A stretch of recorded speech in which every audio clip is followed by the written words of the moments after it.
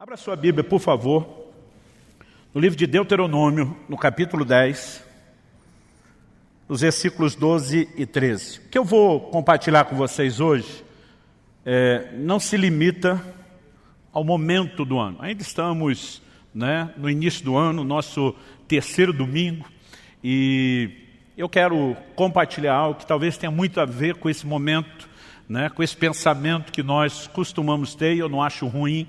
Novo ano, novas atitudes, novas metas, novos desafios. Mas, embora caiba muito bem nesse momento, é lógico que não se limita. São princípios da palavra de Deus que servem a qualquer tempo e a qualquer hora para a vida das pessoas. Mas nós temos sempre a tendência, pelo menos a maioria de nós, os cristãos, de quando se entra um novo ano, estabelecemos metas que têm a ver não apenas com o nosso empenho natural, com a performance humana, com aquilo que é nossa responsabilidade, mas também com aquilo que queremos buscar e alcançar em Deus. E, normalmente, a gente pode dizer que a gente tem lá nossas metas de fé, nossos alvos de oração, que são nossas expectativas em relação ao que Deus pode fazer por nós, a como Ele pode atender os nossos pedidos. No entanto, eu não sei quantos de vocês já pararam para pensar o que Deus espera de vocês nesse novo ano.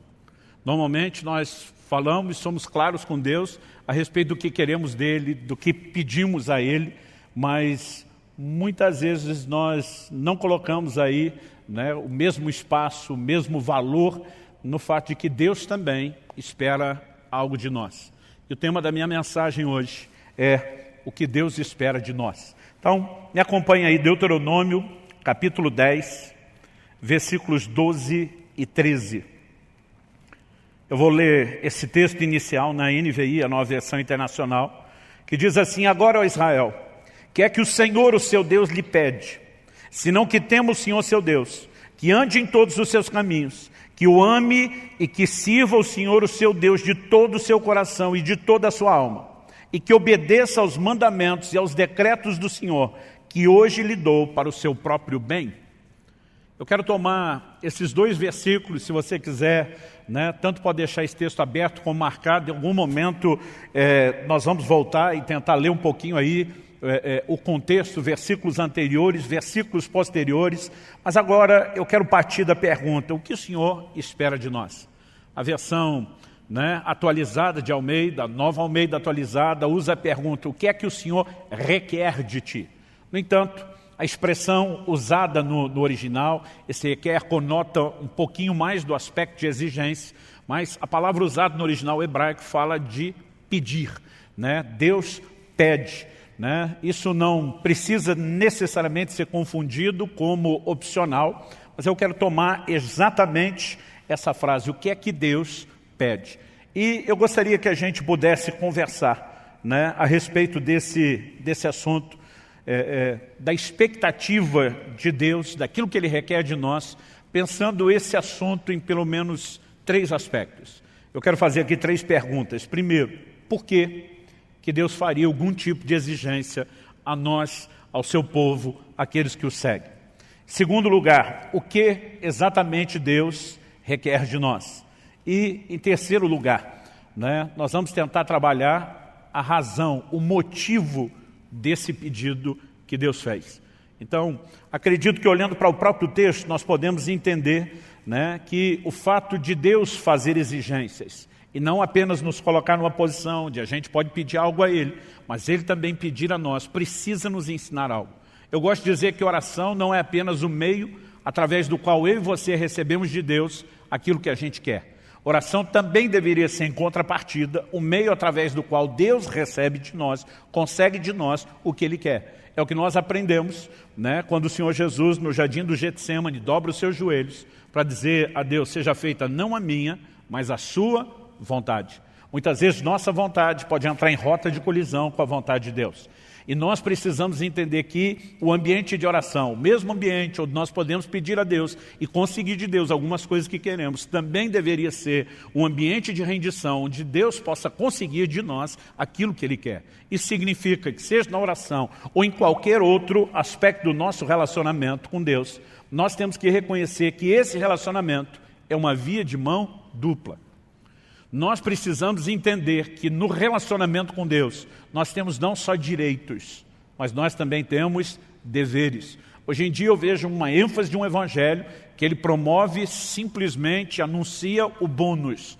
Não se fala muito a respeito do ônus, qual é o seu compromisso, quais são as suas renúncias, mas é fato, né, que o relacionamento de Deus com o homem desde o início da criação, quando Deus estabelece o primeiro casal no jardim, antes da queda, antes do pecado, nós vemos um posicionamento claro de um Deus que, por um lado, disponibilizou, ofereceu a eles direitos e disse: vocês podem comer de todas as árvores do jardim, usufruam de tudo isso porque é para o bem de vocês. Mas o Senhor faz uma restrição. Ele diz: mas da árvore do conhecimento do bem e do mal, vocês não podem comer.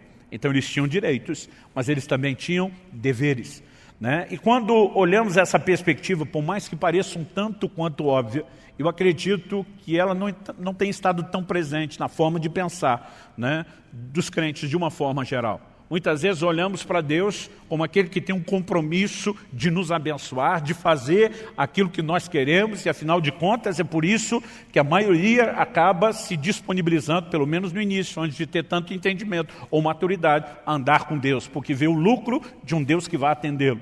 No entanto, à medida que crescemos no entendimento da palavra, precisamos entender que há não apenas direitos, mas também deveres, né? Essa via de mão dupla com direitos e deveres, ela tem por trás de si uma lógica.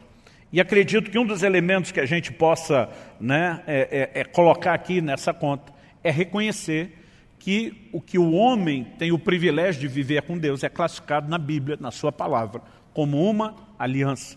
E a aliança envolve compromisso das duas partes, nunca de uma parte só.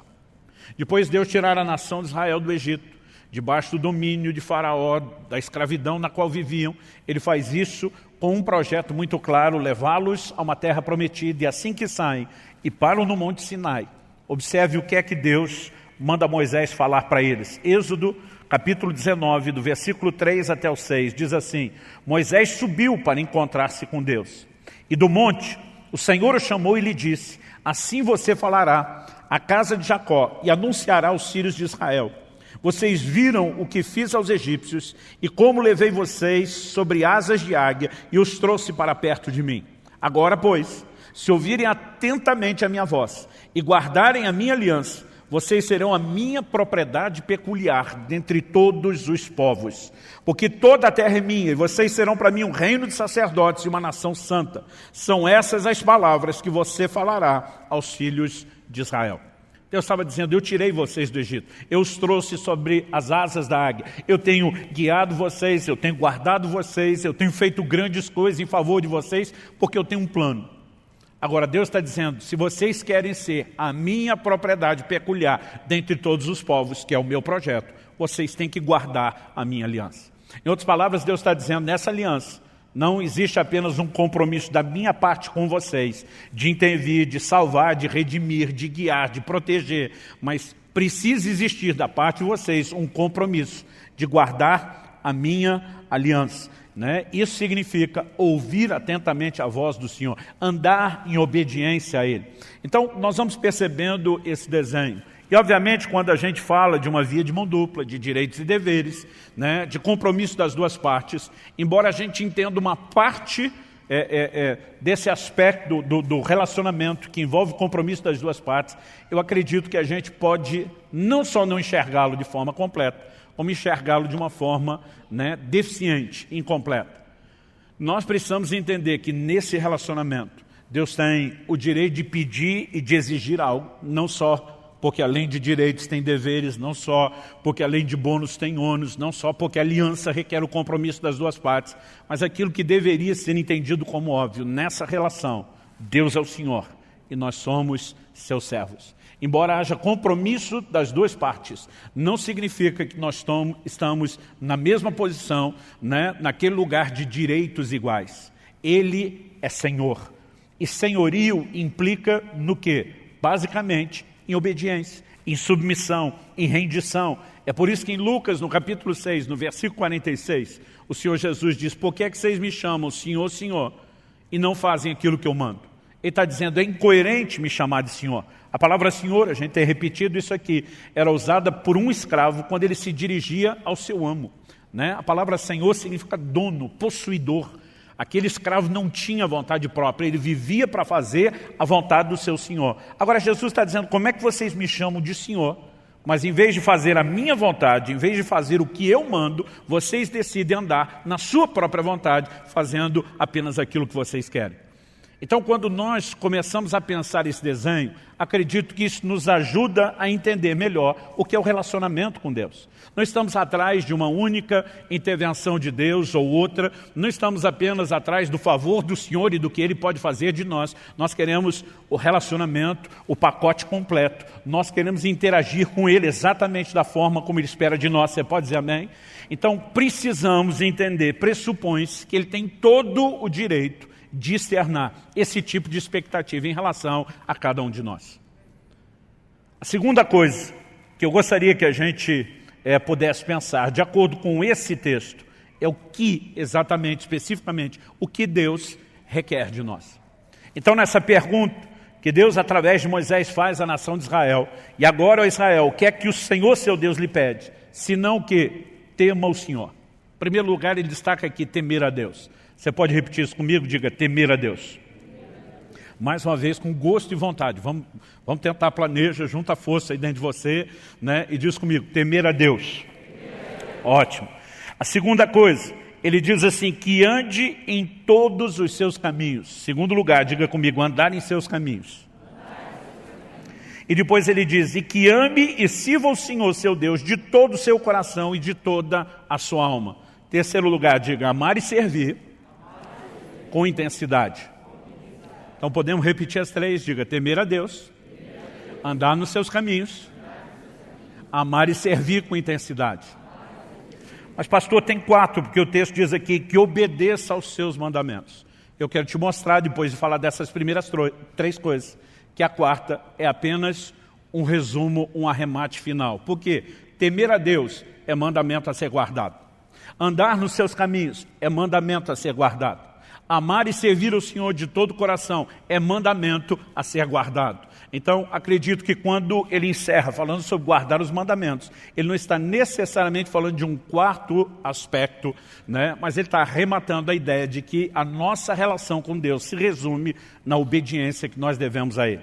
Mas vamos falar em primeiro lugar do temor a Deus, né? Eu tenho percebido que muitas pessoas têm tratado do assunto do temor a Deus de uma forma muito equivocada. Hoje em dia, muita gente tem falado a respeito da graça de Deus. A graça de Deus não é um assunto novo. Ela é anunciada desde o início da história da igreja, desde o início do Evangelho. No entanto, a graça não apenas ela foi ensinada e proclamada dentro dos fundamentos bíblicos, ela também tem sido, ao longo do tempo, distorcida.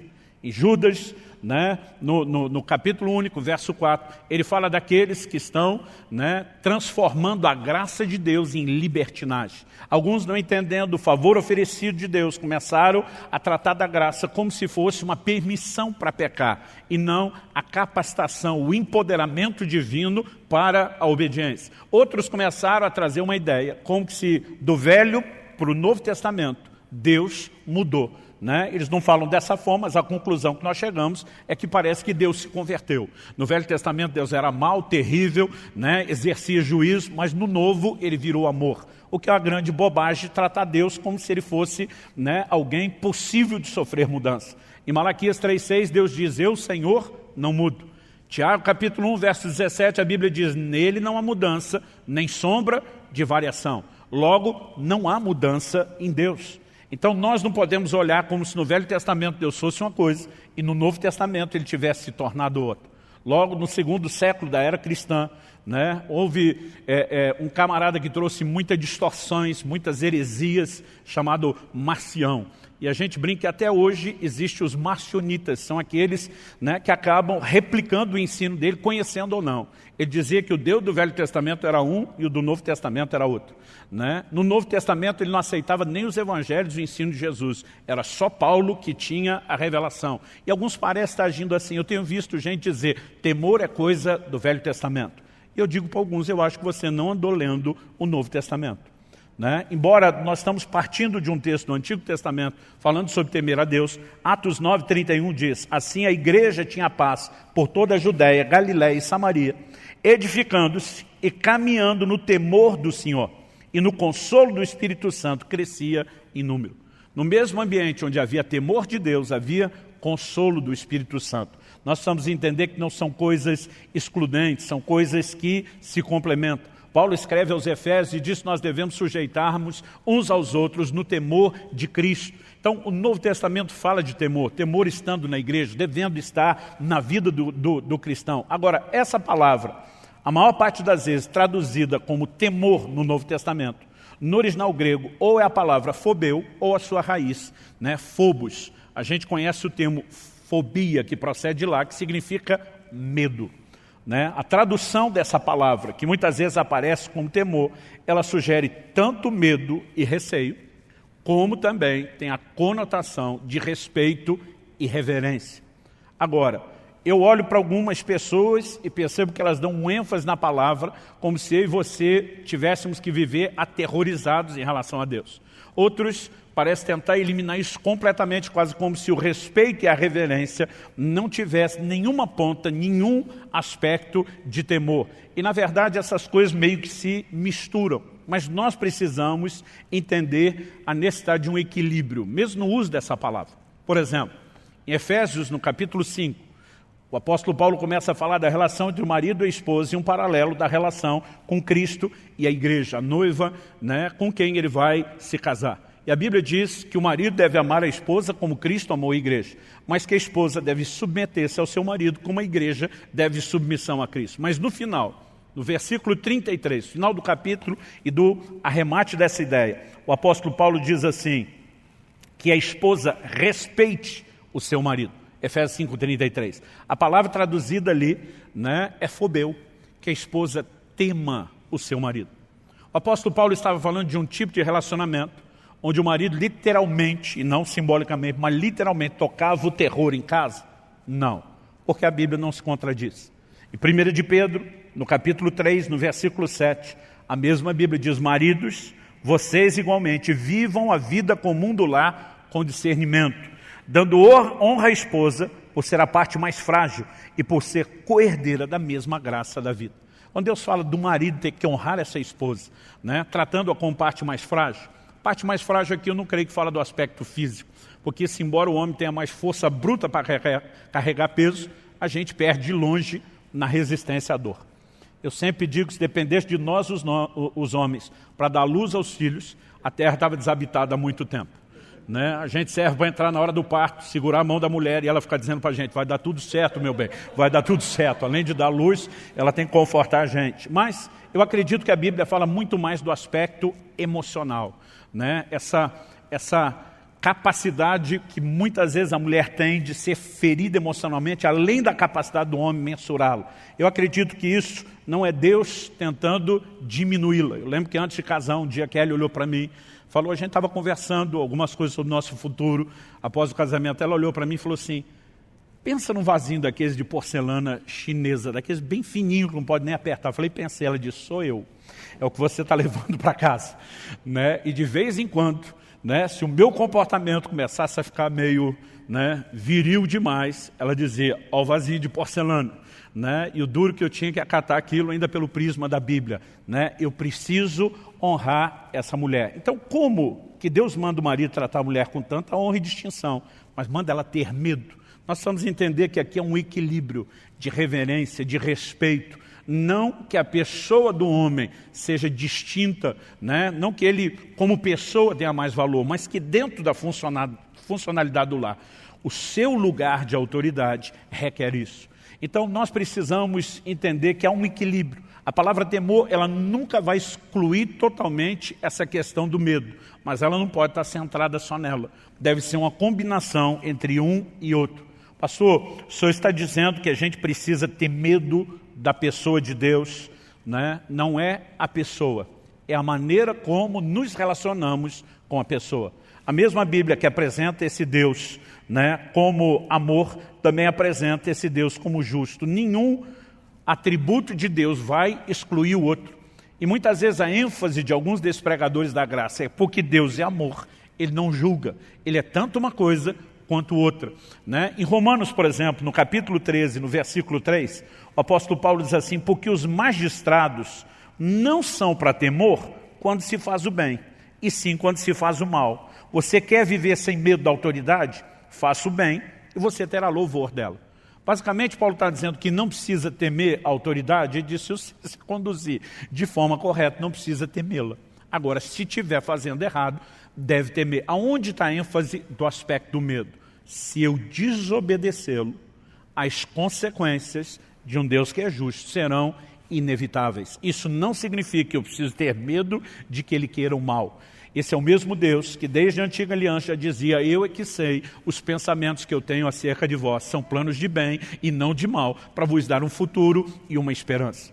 No entanto, esse mesmo Deus é chamado muitas vezes de um Deus terrível, né? Porque a consciência do quão correto e justo, ela deve encher o nosso coração de temor, pelo fato de que quando desrespeitamos os seus mandamentos, as consequências, elas virão. Vou falar sobre esse assunto de consequência daqui a pouco.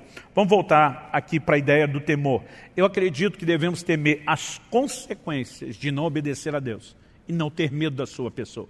Mas a reverência que temos para com Ele é que esse Deus que é amor, que é a fonte de toda bondade, de toda misericórdia, Ele também é um Deus justo. O temor é parte daquilo que Deus espera de nós. Em Provérbios, no capítulo 9, no versículo 10, a Bíblia diz que o temor do Senhor é o princípio da sabedoria, né? Isso nos ajuda a nos conduzir de forma correta.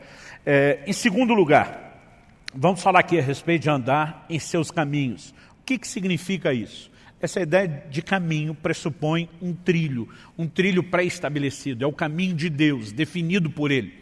Muitas vezes a palavra de Deus vai se referir, né, a pessoas que erraram, a pessoas que pecaram, falando de gente que escolheu o seu próprio caminho. Isaías 65, 2, por exemplo, diz isso: todo dia estende as mãos a um povo rebelde, que anda por um caminho que não é bom, seguindo seus próprios pensamentos. Né? Quando Deus fala dos próprios pensamentos, Ele está dizendo: eles escolheram o seu próprio caminho, e esse caminho não é bom. Em outras palavras, Deus está dizendo que o homem rebelde escolheu o seu próprio trilho. No entanto, ao longo de toda a Escritura, Deus vai enfatizando essa questão do caminho. Gênesis 18, 19, Deus fala a respeito de Abraão, o pai da fé, e diz: porque eu o escolhi, a fim de que ele ordene aos seus filhos e aos filhos depois deles, né, que guardem o caminho do Senhor, que pratiquem a justiça e o juízo, para que o Senhor faça vir sobre Abraão o que tem falado a seu respeito. Quando entendemos que Deus estabeleceu um padrão, aliás, a gente precisa entender que desde da antiga aliança, o Velho Testamento, aquilo que se manifestaria em Cristo já recebia esse tipo de adjetivo como uma referência ao caminho, não só a alegoria, mas até o adjetivo. Isaías, que é considerado o mais messiânico de todos os profetas do Antigo Testamento, que mais falou a respeito da vinda e da obra de Cristo, ele diz no capítulo 35, no versículo 8, e ali haverá uma estrada, um caminho que será chamado de caminho santo. Os impuros não passarão por ele, pois será somente para o povo de Deus. Quem passar por esse caminho, mesmo seja um tolo, outra versão diz um louco, não se perderá. Isaías 30, 21, e quando vocês se desviarem para a direita ou para a esquerda, ouvirão atrás de vocês uma palavra dizendo: este é o caminho, andem nele. Quando a gente chega à Nova Aliança, essa terminologia começa a ser empregada pelo próprio Cristo. João 14, 6, ele diz: eu sou o caminho, a verdade e a vida. Cristo se apresentou como caminho. O que hoje nós chamamos de cristianismo, uma referência à expressão coletiva da nossa fé, no início era chamado de o caminho. Deixa eu só mencionar alguns textos para você. Em Atos 16, 7, quando Paulo e Silas estão pregando em Filipos, uma mulher se dirige a eles dizendo: esses homens são servos do Deus Altíssimo e anunciam a vocês o caminho da salvação. Essa expressão ela é largamente usada, né, e empregada no livro de Atos. Em Atos 18, 25, quando a Bíblia fala a respeito de Apolo, um pregador, diz que ele era instruído no caminho do Senhor. Então, essa expressão ela vai sendo usada várias vezes e também a simbologia que se aplica a ela. Em Efésios 4, 17, o apóstolo Paulo diz: não mais andeis como andam os gentios. O que ele quer dizer com não andar como andam os gentios? Ele não está falando da ginga, do balanço do corpo. Ele está falando do caminho que se escolhe, porque essa ideia sempre foi entendida e compreendida. Alguém que abraça o Evangelho não deve trilhar mais o seu próprio caminho, ele deve andar nos caminhos do Senhor. Quem está entendendo, diga amém. Isso de novo nos remete ao entendimento de obediência e de cumprir aquilo que o Senhor predeterminou, estabeleceu para o homem desde o início, né? Aliás, eu acho muito interessante quando a gente mexe nesse assunto de obediência, entender o quão forte é a expectativa de Deus a respeito desse assunto. E daqui a pouco, quando a gente falar sobre guardar os mandamentos, a gente dá uma arrematada final falando de obediência. Vamos mexer na questão de amor e serviço.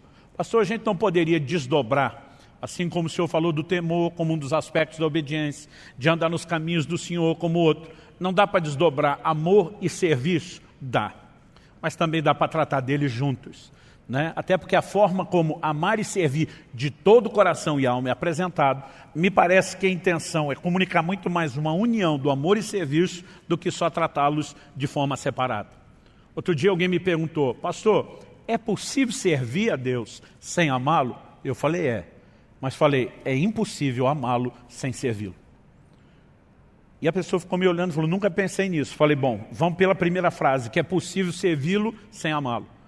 Carta à igreja de Éfeso no Apocalipse. Em Apocalipse 2:2, o Senhor começa falando com essa igreja, né, assim, conheço as tuas obras, o teu labor e a tua perseverança. Eu gosto de brincar que aqui tem uma progressão.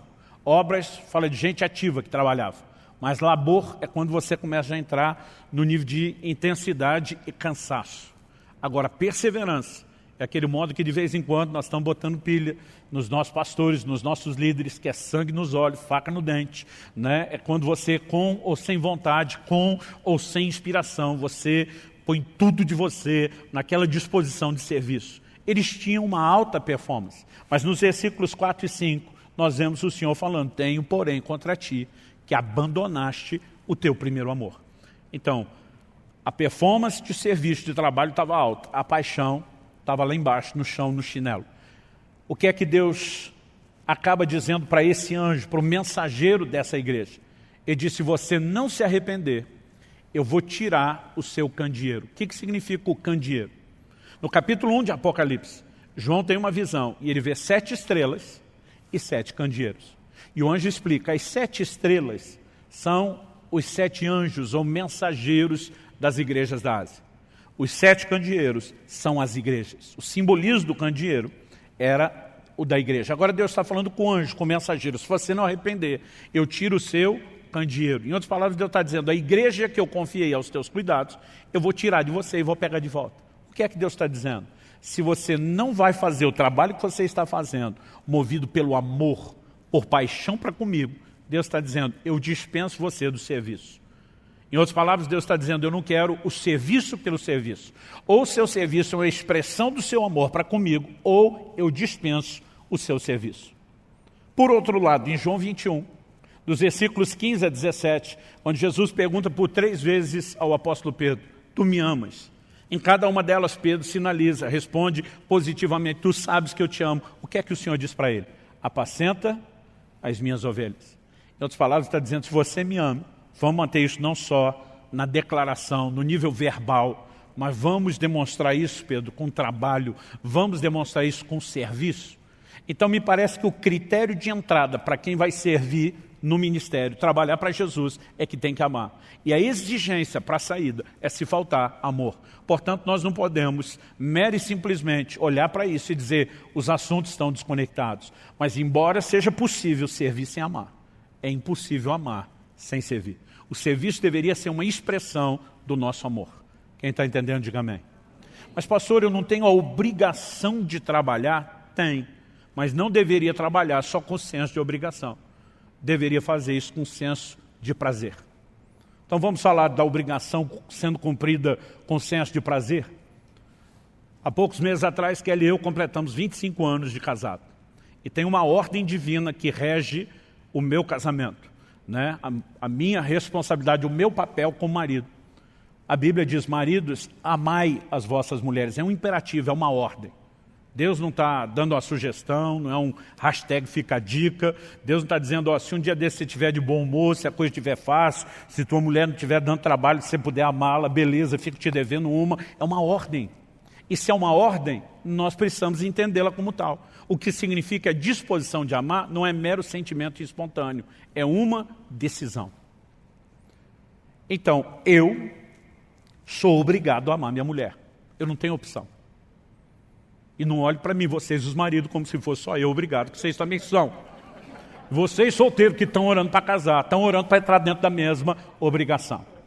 Agora é uma obrigação, nenhum de nós vai discutir isso, certo? Agora eu fico pensando, se cada manhã que eu acordo do lado da minha esposa, desses 25 anos, eu dissesse para ela, eu amo você, e quando a Kelly abrisse um sorriso de satisfação, atropelasse ela dizendo, fazer o quê, né? Deus mandou. Não tem opção mesmo.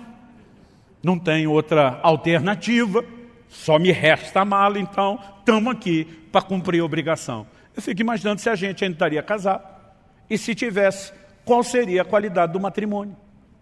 Mas pastor, não é essa obrigação? É. E ela não sabe? Sabe. Então qual o problema de falar da obrigação? O problema é que ela não espere que eu a ame apenas com senso de obrigação. Se eu apenas cumprir o senso de obrigação, eu estou dizendo que o Deus que mandou é importante, mas eu estou dizendo para ela, mesmo que não verbalmente, que ela não é importante.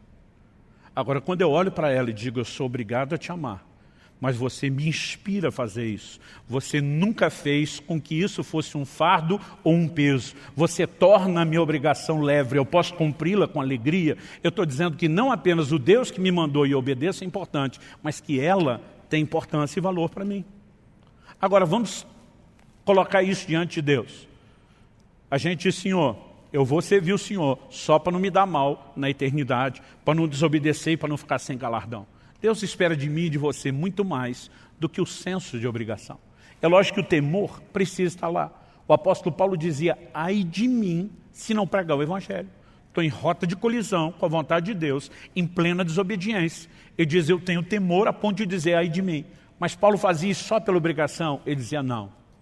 Para que eu não cumpra só com a obrigação. Ele dizia, eu vou além, eu me desdobro, eu me sacrifico mais do que Deus pediu, de olho no galardão e na recompensa, e na mensagem que eu vou declarar a Deus. Quem consegue entender a diferença?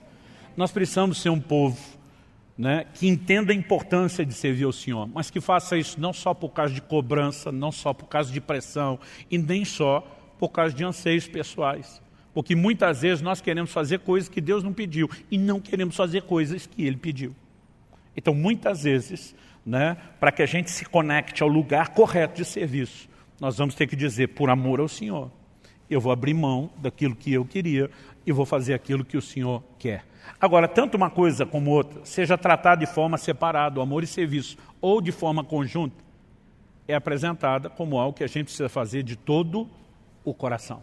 Eu acredito que é nessa expressão que fica muito claro e evidente que Deus espera de mim e de você, mais do que o senso de obrigação, mas o senso de prazer, de dedicação total e plena a Ele. Isso significa que nós temos que dar o melhor de nós nessa relação, tanto de amor como de serviço. Você pode dizer amém? Então, depois de falar de temer ao Senhor, de guardar os seus caminhos, em terceiro lugar, destacar aqui o amor e o serviço intenso de todo o coração. Nós vemos Deus arrematando o assunto, falando sobre guardar os seus mandamentos. Como eu disse antes, guardar os mandamentos não é um quarto aspecto. Na verdade, é aquilo que resume todos os outros aspectos. Ah, pastor, o senhor esqueceu de dizer que Deus requer de nós santidade. Afinal de contas, em Efésios 1:4, a Bíblia diz que Ele nos elegeu nele, antes da fundação do mundo, para sermos santos e irrepreensíveis. Não, está dentro do pacote. Isso é andar nos seus caminhos. Ah, pastor, o senhor esqueceu falar da adoração e da devoção. Pode botar isso no pacote do amor, né? Agora, algo que nós precisamos entender é a importância da obediência. Tudo aquilo que Deus espera de nós, pediu de nós, se resume na obediência que eu e você devemos a Ele. O profeta Jeremias confronta a nação de Israel e começa a dizer, citando aquele texto de Êxodo 19, que eu já li um pouco, quando o Senhor fala sobre Israel sendo a sua propriedade peculiar, né, dentre os povos, mas para isso, tendo que guardar a sua aliança e ouvir atentamente os seus mandamentos. Jeremias começa a perguntar, o que é que Deus requeriu de vocês lá no início? E ele diz, Deus nunca pediu de vocês sacrifício. O modelo de adoração do Velho Testamento era baseado no sacrifício. E diz, o que Deus pediu de vocês foi obediência aos seus mandamentos. Isso me leva a entender que mais do que a própria adoração, Deus espera de nós obediência. Aliás, o pecado é retratado na Bíblia, em 1 de João 3,4, como a quebra da lei, a desobediência. Então, o contraponto do pecado na relação com Deus, na vida de santidade, se resume na obediência. Às vezes, nessas proclamações distorcidas da graça, eu vejo gente tentando dizer que não há necessidade de obediência na nova aliança, o que é uma grande bobagem. E a maioria deles se baseia num texto muito mal aplicado, que é Romanos 10,4, quando a Bíblia diz o fim da lei é Cristo. Todo dia falou, está aqui, não tem mais lei, acabou toda a lei. Eu falei, você tem certeza que ele está falando de toda a lei? Porque daqui a pouco, ali na frente, no capítulo 13, ele vai mandar a gente obedecer às autoridades e às leis naturais. Então não pode ser que ele está dizendo que acabou todo tipo de lei. Hebreus capítulo 7, versículo 12, diz que onde há mudança de sacerdócio, e a grande mudança da velha para a nova aliança, é que a velha era baseada no sacerdócio levítico, e a nova é baseada no sacerdócio de Cristo, que o autor de Hebreus diz ser segundo a ordem de Melquisedeque. A Bíblia diz onde há mudança de sacerdócio, é mudança de lei. A Bíblia não diz que é extinção, desaparecimento de lei, que a lei cessou. Quando a Bíblia diz o fim da lei é Cristo, está falando de uma lei específica que regia a velha aliança, que constituía de muitos mandamentos e ordenanças, né, que na verdade, na nova aliança, são tratados de uma forma completamente distinta. Em Colossenses 2, 16 e 17, em Hebreus 10, 1, a Bíblia enfatiza que a lei não tem a imagem exata das coisas, mas a sombra de bens vindouros. Eles tinham muitas ordenanças, como, por exemplo, sacrifício de animais, que eu e você não temos que fazer, essas coisas cessaram. Aliás, na verdade, Jesus ainda diz assim, eu não vim extinguir a lei, eu não vim suprimir a lei. Ele diz, eu vim cumprir. Porque a lei, além de ter um caráter temporário, tinha um caráter profético, ela apontava para Cristo. Jesus diz para os judeus, seus dias, examinais as Escrituras, e são elas que testificam de mim, tudo converge na pessoa de Jesus, e muita dessa simbologia se cumpre no sacrifício de Cristo. Agora, isso não significa que não haja mandamentos. Jesus diz, um novo mandamento vos dou. Novo pressupõe essa mudança de lei, mas que também agora há mandamentos a serem obedecidos. Aliás, em Mateus, no capítulo 28, no que nós chamamos de a grande comissão, nos versículos 19 e 20, a Bíblia diz assim, portanto vão e façam discípulos de todas as nações, batizando-os em nome do Pai, do Filho e do Espírito Santo, ensinando-os a guardar todas as coisas que tenho ordenado a vocês. E eis que estou com vocês todos os dias até o fim dos tempos. Ou como diz uma versão mais clássica, até a consumação dos séculos. O Senhor Jesus estava dizendo o quê? Vocês vão fazer discípulos das nações. Significa os não-judeus, os gentios. E é importante observar isso. Porque eu vejo muita gente hoje em dia, em nome de um discurso da graça, dizendo, né, que Jesus, né, veio para ensinar os judeus. Como se aquilo que ele ensinou não se aplicasse a nós. Como se a revelação da nova aliança partisse apenas das epístolas dadas por meio dos apóstolos. O livro de Hebreus nos fala que a salvação foi inicialmente anunciada por Nosso Senhor e continuada pelos apóstolos. Quem começou a proclamar o Evangelho foi o próprio Cristo, e eles deram continuidade. Trouxeram mais informações, claro. Jesus não tinha ainda nem morrido, o que dizer ressuscitado. Ele diz, eu tenho muito que vos dizer, mas vocês não têm estrutura para suportar. A revelação seria progressiva, mas o Evangelho não mudou. E quando Jesus diz, vão e anunciem aos gentios, ele está dizendo, não limitem aquilo que eu ensinei somente aos judeus que me ouviram. Jesus nunca veio tentar deixar o judeu da velha aliança, né, um judeu melhor, fazendo com que ele apenas cumprisse a lei. O tempo todo ele dizia, ouviste o que foi dito aos antigos, que era a lei de Moisés. Ele dizia, eu porém vos digo, mostrando que ele trouxe mandamentos. O Novo Testamento fala da lei de Cristo, fala dos seus mandamentos, e nós devemos a ele obediência. A obediência já foi requerida no Éden, antes de ter lei de Moisés. A obediência foi requerida durante a lei de Moisés. A obediência continua sendo requerida na nova aliança. A obediência é o cerne do nosso relacionamento com Deus. Quem está entendendo, diga amém. Então, temer a Deus envolve a decisão de ser consequente, não brincando com os seus mandamentos e nem com as consequências ruins de não obedecê-los. Por exemplo, o Novo Testamento nos adverte em Hebreus 12, 16, dizendo: cuidem para que não haja nenhum impuro ou profano como foi Esaú, o qual por um prato de comida vendeu seu direito de primogenitura. Quando a Bíblia está dizendo cuide para que não haja nenhum no meio de vocês como Esaú, está dizendo que esse comportamento pode ser repetido. Pode ser repetido nos nossos dias, pode ser repetido por um de nós. E que tipo de comportamento foi esse? O de um inconsequente. Alguém que por um prazer momentâneo não considera o valor e a continuidade, a permanência daquilo que Deus oferece. Agora, está falando de alguém, né, que não consegue avaliar os valores do que é espiritual, o que é natural, né, e nem as consequências de tomar esse tipo de decisão. Temor a Deus, eu creio que ele envolve a decisão de ser consequente. É não apenas fugir da punição, é fugir de ferir o coração de Deus. Quando a mulher de Potifar está dando em cima de José, José não diz para ela: olha, infelizmente a senhora não faz meu tipo. Né? Ele olha para ela e diz: como cometeria eu tamanha maldade contra Deus? José estava admitindo, a coisa pode ser interessante aqui, no nível de um desejo carnal, mas seria uma violência ao coração do meu Senhor, aos seus valores, aos seus mandamentos. E José olha para ela e diz: estou fora, e despacha a dona. Então nós precisamos entender que o temor a Deus nos leva a viver nesse lugar de consequência. Andar aos caminhos aponta para essa sujeição a quem sabe o que é melhor para nós. Nós precisamos olhar para Deus dessa forma.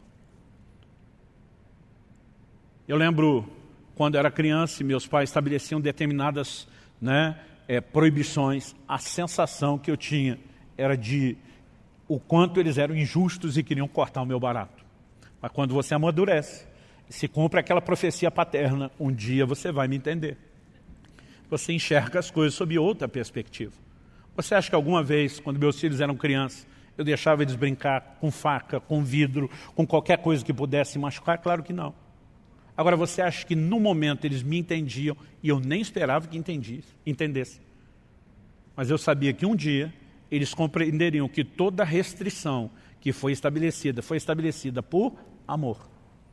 O relacionamento com Deus precisa ser baseado na fé de um Deus que está acima de qualquer suspeita. Por favor, diga amém. Nós costumamos dizer que o primeiro pecado lá no Éden foi a desobediência. Mas vou concordar com as palavras do meu amigo pastor Marcelo Jamal, que diz que o primeiro pecado foi a incredulidade. Porque o que levou o homem a desobedecer a Deus foi colocar em xeque o que Deus falou.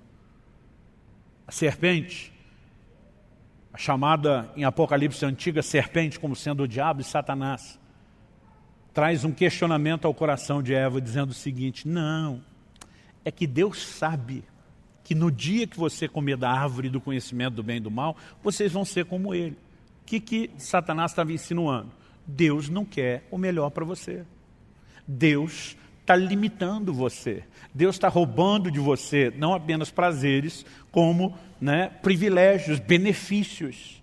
E colocar em xeque a intenção de Deus é que leva o homem à decisão de então não respeitar aquilo que ele estabeleceu.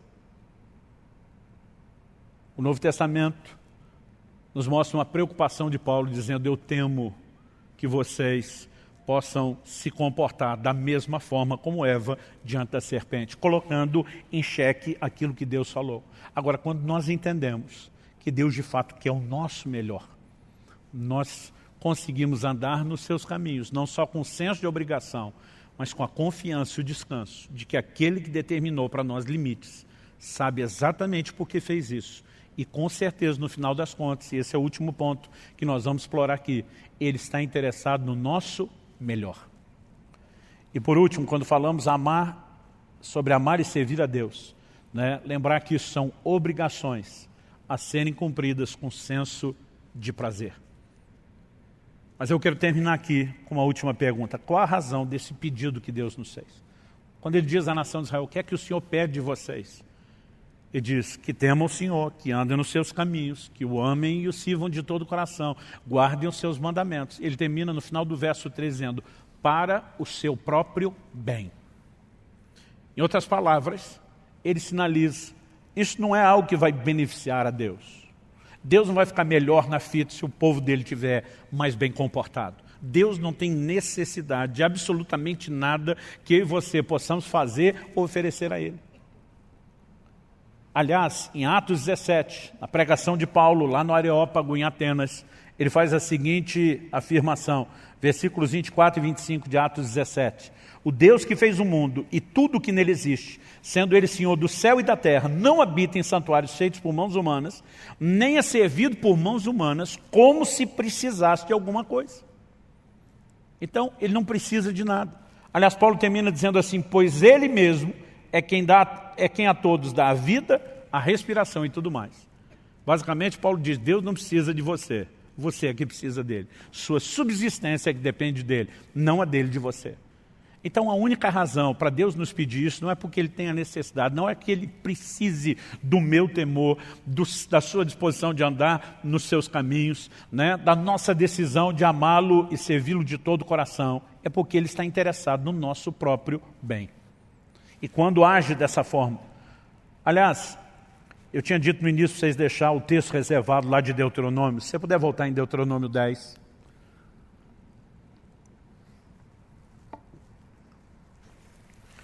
Eu gostaria que a gente pudesse avaliar o versículo 11. A gente leu o 12 e o 13.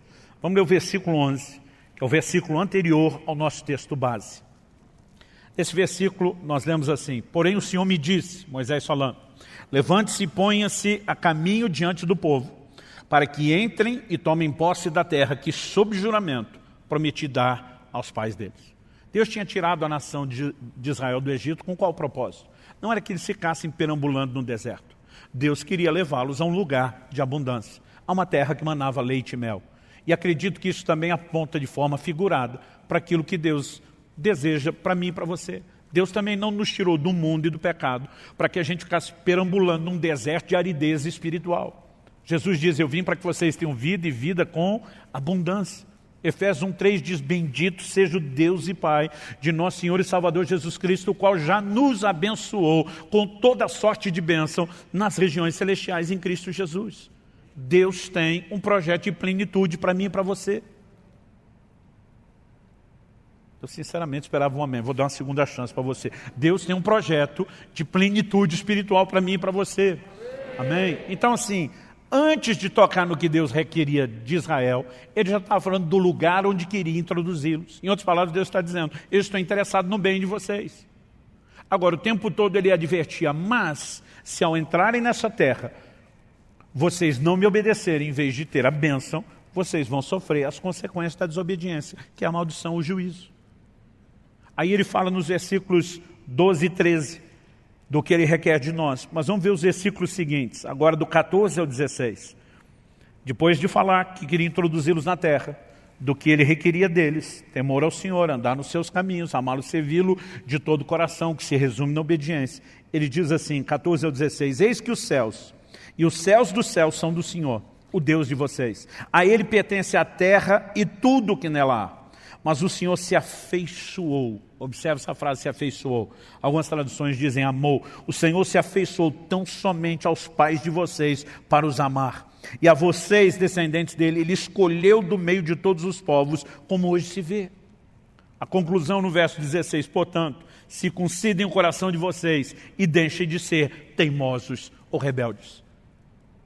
O tempo todo a sinalização é Deus ama vocês, Deus escolheu vocês, Deus tem um plano extraordinário para vocês. Essas exigências têm um único propósito, para que a gente não quebre os princípios, né, que podem nos conduzir a viver a plenitude do que Ele tem para nós. Eu gosto de repetir essa frase, se você quebrar os princípios, qualquer um dos princípios que Deus estabeleceu, o princípio vai quebrar você, qualquer que seja ele, haverá consequências. No entanto, Deus estava dizendo, circuncidem o coração, não seja rebelde. Em outras palavras, entra no prumo. Por quê? Deus está dizendo, porque dessa forma eu vou poder fazer o melhor para você. Quando a gente volta lá em Gênesis, na criação, Deus falando com o primeiro casal, a gente vê que o único motivo do Criador requerer alguma coisa da criatura era o bem dela mesma. O Senhor diz o seguinte, da árvore do conhecimento do bem e do mal, você não deve comer, porque no dia em que comer, certamente você morrerá. Então Deus está dizendo, porque eu quero o seu melhor e não o pior. Eu estou te dizendo que o limite tem que ser respeitado para que você possa experimentar aquilo que eu quero. O que nós estamos falando aqui não é nada profundo no sentido de que segredo espiritual que não sabia, mas talvez nos ajude a montar um quebra-cabeça de como pensar o relacionamento com Deus. Então vamos resumir, é uma via de mão dupla. Deus tem todo o direito de estabelecer exigência e de nos pedir, porque nessa relação não é apenas a gente pedindo a Ele o que queremos, ela também envolve Deus pedir, exigir, demandar de nós aquilo que Ele quer. Nós precisamos entender exatamente quais são esses aspectos de obediência, mas a obediência como centro. Nós precisamos entender que o grande beneficiado da nossa obediência não é Deus. É lógico que Ele também vai poder colher esse relacionamento com gente que está próximo e não distante. Mas o grande beneficiado seremos nós mesmos. E quando a gente consegue simplificar isso tudo, é muito mais fácil oferecer resistência aos ataques do inimigo. Porque assim como bombardeou Eva, Satanás vai fazer com cada um de nós. Muitas vezes nós somos questionados, será que vale a pena? Estou sendo fiel a Deus, não estou vendo resultado. O tempo todo nós vamos receber essas setas de dúvidas, né, que o inimigo lança tentando colocar em xeque o caráter de Deus. Não foi o que aconteceu com a mulher de Jó? Ela, quando vê as coisas irem de mal a pior, ela vira para o seu marido e diz, amaldiçoe seu Deus e morre. Ela está dizendo, se Deus não vai dar tudo que eu não quero saber dele. Jó olha para ela e diz, você fala como uma louca. Nós recebemos de Deus o bem, não vamos receber o mal. Apesar da Bíblia ser clara em dizer que o mal não procedia necessariamente do Senhor, Jó está olhando e dizendo, ele está no controle de todas as coisas. Ele não estava aceitando o mal como destino final, porque ele diz, eu sei que o meu Redentor vive e ele há de se levantar sobre a terra. Mas ele está dizendo, independente dessa circunstância mudar ou não, e não é só porque um dia vai mudar, ele está dizendo, eu não estou servindo a Deus apenas porque Ele dá aquilo que eu quero. Quando nós começamos a entender que Deus está acima de qualquer suspeita e mantemos esse nível de fé, o nosso coração acaba sendo guardado. O que Satanás trabalhou com Eva não foi um completo descrédito à palavra de Deus. Foi uma manipulação e uma distorção da palavra. Aliás, não foi assim que Satanás tentou Jesus? Lança do pináculo do templo, porque está escrito, aos seus anjos dará ordem a teu respeito para que te guardem. Eu percebo que muitos cristãos que têm um conhecimento superficial das Escrituras, eles estão à mercê não só de ensinos errados, que tem espíritos de demônio por trás desses ensinos, mas eles estão à mercê muitas vezes de setas do inimigo tentando distorcer a aplicação da palavra. Mas à medida que vamos, né, fortalecendo esse pensamento de uma maneira completa, né, sadio, mantendo esse Deus está interessado no nosso bem, acima de qualquer suspeita. Eu não entendo porque Ele ainda não fez. Eu não entendo porque Ele ainda não respondeu. Eu não entendo, mas uma coisa é certa, Ele está no controle e Ele não falha. Eu gosto de uma frase de Lutero, o grande reformador. Ele diz, não conheço os caminhos pelos quais Ele me conduz, mas conheço bem o meu guia. Então podemos confiar nele, independente de entender os caminhos escolhidos ou não. Quando entendemos que no final das contas é tudo para o nosso bem, eu creio que o nosso coração começa a se blindar contra essa provocação do inferno, uma rebeldia ao controle e ao governo de Deus. Eu espero, como eu disse no início, isso não serve apenas para o ano de 2021. Os princípios bíblicos que abordamos aqui são atemporais. Mas nesse início de ano, logo nesses primeiros domingos, eu espero que você, em vez de apenas externar para Deus o que é que você espera dele, que você também, né, abra o seu coração para entender o que é que Ele espera de você. O que é que o Senhor requer de você. Que você o tema. Que você ande nos seus caminhos, que você o ame e o sirva de todo o seu coração, porque isso tudo se resume na obediência de um Deus que quer o seu melhor, que estabeleceu um caminho de mão dupla, não porque Ele queria tirar mais do que dar, mas queria nos ensinar que o compromisso é das duas partes, sem que nunca a gente perdesse de vista o interesse dele em nós, o seu amor.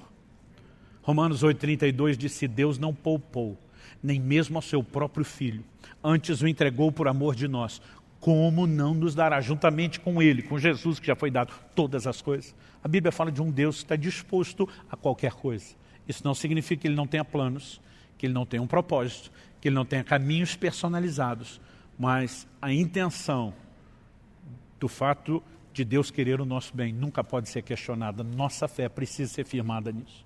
Você acha que não passou na cabeça do José, lá naquela prisão, naquele calabouço?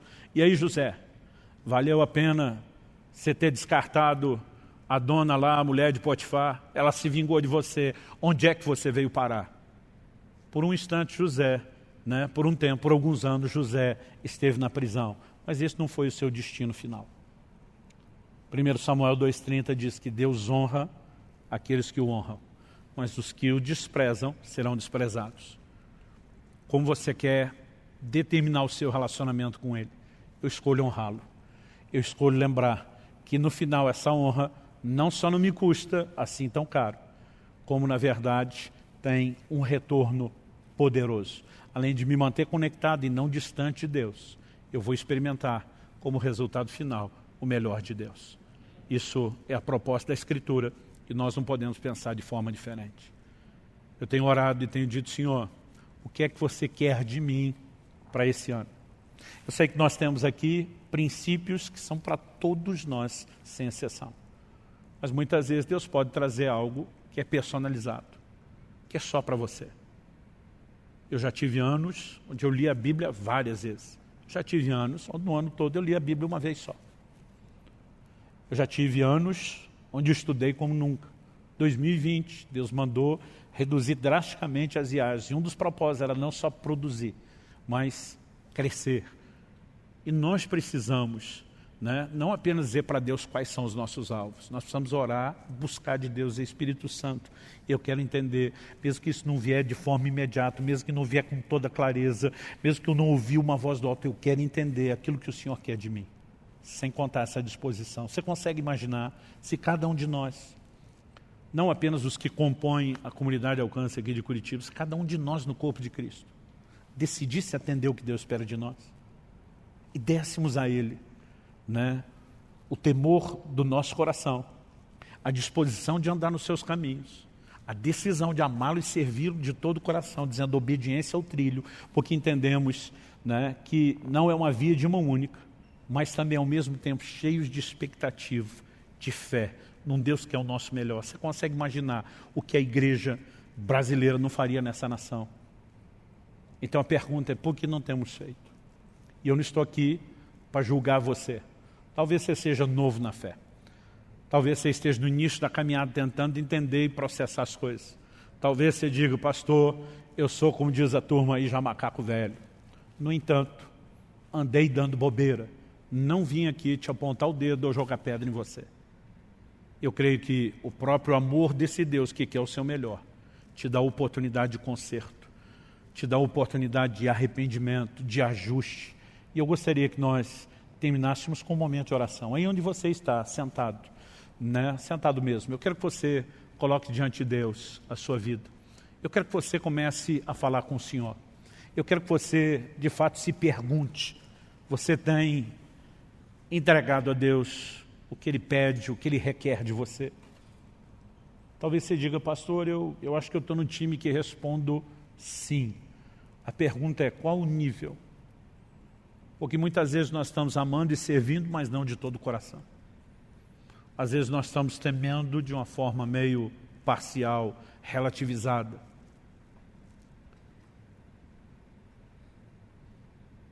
Independente de onde você esteja, eu tenho certeza que as coisas podem se tornar ainda melhores do que já estão. Se está ruim, pode melhorar. Se está bom, pode ficar melhor ainda. Pai, nós, em primeiro lugar, te agradecemos pelo privilégio de viver uma relação onde não estamos apenas debaixo do peso de obrigações.